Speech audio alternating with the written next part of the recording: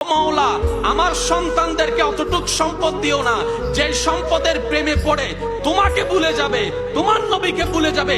সে সম্পদ আমার পরিবারের কাউকে দেওয়ার দরকার নাই। অতটুক দাও যতটুক দিয়ে মাথা উঁচু করে দুই বেলা ভাত খেয়ে তোমার দরবারে শুকরিয়া করতে পারবো। সুবহান। বান্দা চাইলে রব দিবে কি দিবে না?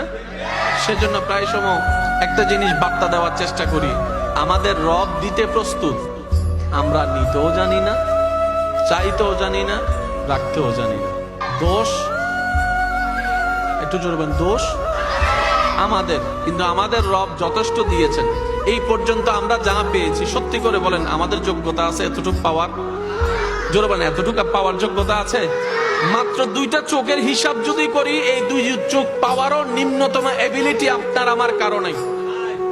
এই দুই যুগ যদি আপনি দোকান থেকে কিনতে যান, জীবনও পাবেন না। আপনাকে লবিং করতে হবে, লক্ষ লক্ষ টাকা খরচ করো, তারপর আপনি এই চোখটা পাবেন না যে চোখটা আপনি হারিয়েছেন। রব বলে যে তোকে দেখার জন্য ফিরি আমি একটা নয় দুইটা চোখ দিয়ে দিয়েছি। সুবহানাল্লাহ।